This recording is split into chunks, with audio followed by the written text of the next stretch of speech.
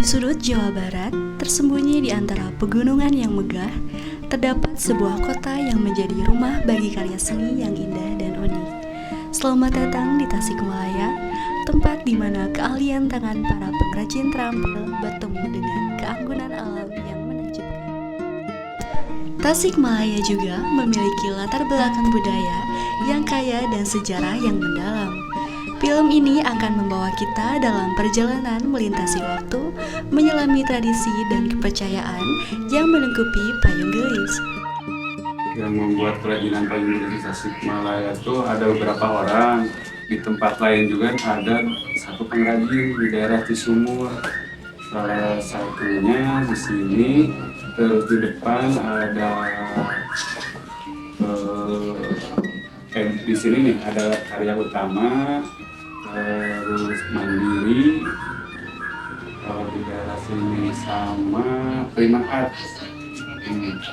Kalau sekarang tuh buat dekor ya, kebanyakan buat dekor sama buat lomba-lomba lukis anak-anak sekolah paling kayak gitu. Mungkin karena dibikin ikon ya sama pemerintahnya, jadi payung gelis itu salah satu ikon dari Tasikmalaya.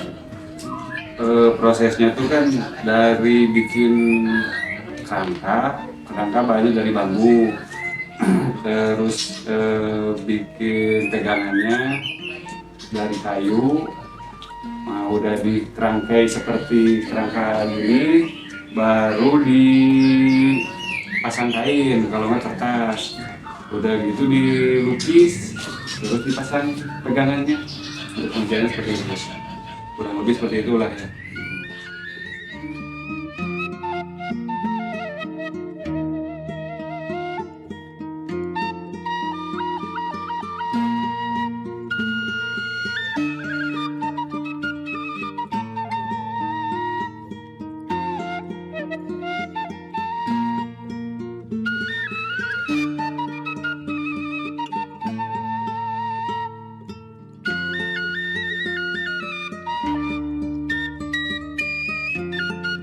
Untuk perbedaan payung gelis dengan payung pada umumnya, kita dari bahan aja kita sudah kelihatan ya, mungkin kita bahan dari bambu sama kayu gitu kan. Tapi kalau untuk payung biasa seperti payung parasit seperti itu, payung pabrikan seperti itu kan udah bahan besi dan bahannya juga parasit.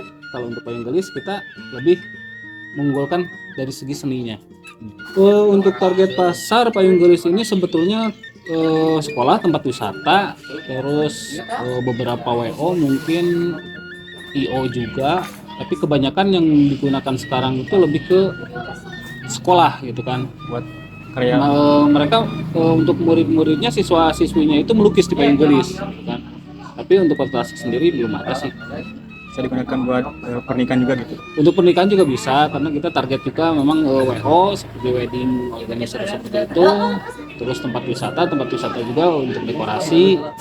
Karena untuk pemakaian payung konvensional kita sebetulnya agak sulit juga bersaing dengan payung pabrikan.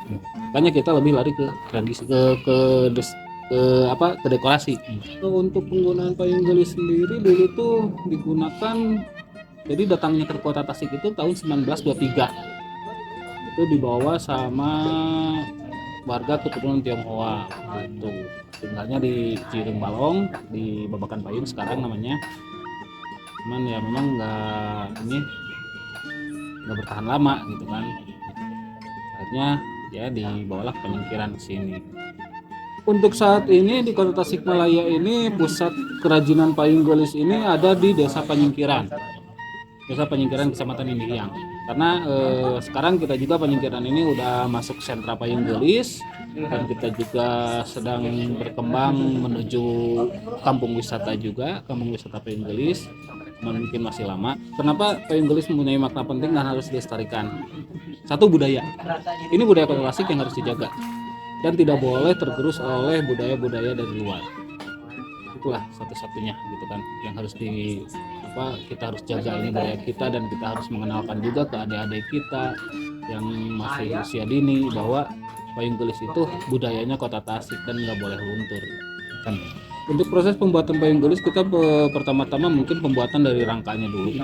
Contoh ini seperti ini pembuatan rangkanya dulu. Nanti setelah itu kita pemasangan kain di sini.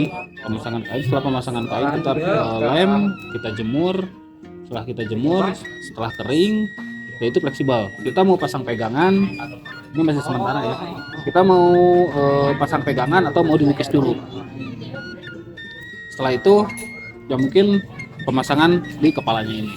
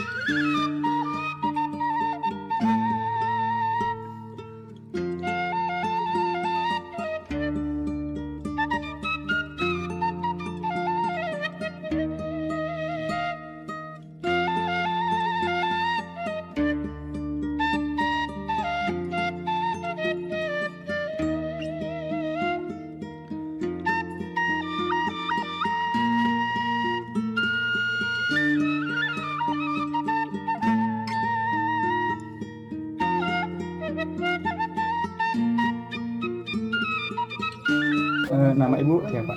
Nah iya, Oh, ibu sejak kapan mulai melukis payung gelis ini? dari dulu tahun 11, sabaraha yang sani 1865. 65. Ibu belajar dari mana sih melukis payung gelis ini? Dari nenek almarhum itu, Pak Awad tuh itu fotonya ibu belajar guru Ibu Siti. Ada kesulitan enggak dalam pembuatan atau pelukisan payung gelis?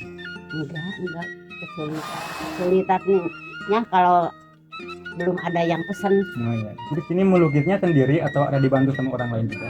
Enggak sendiri. Kenapa ibu enggak mempekerjakan orang lain gitu? Kalau di eta nggak mau belajar gitu, karena suka ini apanya tangannya kotor Oh, sama kotor.